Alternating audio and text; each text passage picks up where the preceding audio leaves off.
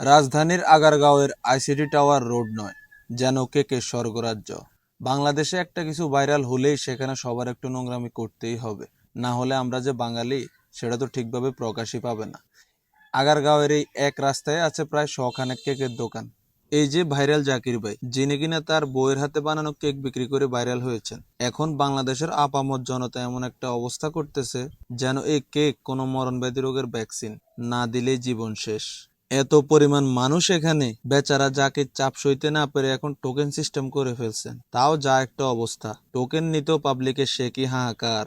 Token নেওয়ার পরেও মানুষ সিরিয়াল ধরে দাঁড়িয়ে আছে শুধুমাত্র এক পিস কেকের জন্য। 20 থেকে 30 মিনিট সিরিয়ালে দাঁড়িয়ে এক পিস কেক পেয়ে মনে হয় যেন জীবনের না পাওয়া কোনো এক জিনিস পেয়ে গেছে তারা। আর ইউটিউব সাংবাদিকরা তো আছেই।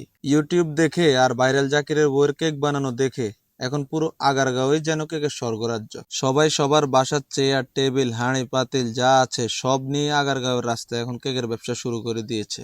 এই যে আরেক ভাইরাল আপু, যিনি কিনা জাকিরের কেক খেতে এসে তার সমালোচনা করে এখন নিজে কেক বিক্রি শুরু করে দিয়েছে। তিনিও এখন রীতিমতো ভাইরাল।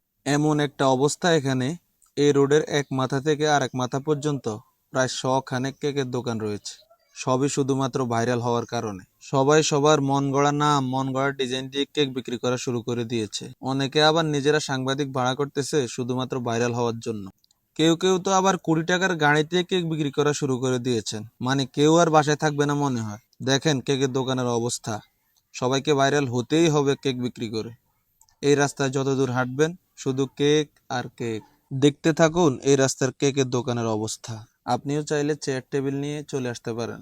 নিজের মন মতো করে নিজের মন গড়া ডিজাইন দিয়ে কেক বানাবেন, বিক্রি করবেন আর ভাইরাল হবেন। কিন্তু আপনি সিঙ্গেল হলে আপনার কেকও ভাইরাল হবে না, আপনিও ভাইরাল হবেন না। যাদের বউ আছে তাদের জন্য এই ব্যবসাটা খুবই কার্যকরী।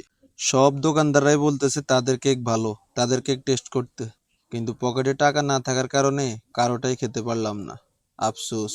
অনেকেই তাদের কেকের এমন এমন নাম দিয়েছে যে এটা সঠিকভাবে উচ্চারণ করতে গেলে দাঁত ভেঙে যাওয়ার মতো অবস্থা। আচ্ছা যাই হোক, এখন এই রাস্তার কি নাম দেওয়া যায়? কেকের স্বর্গরাজ্য, কেক পট্টি, না কেক নগরী? আপনারা কমেন্টে জানাবেন।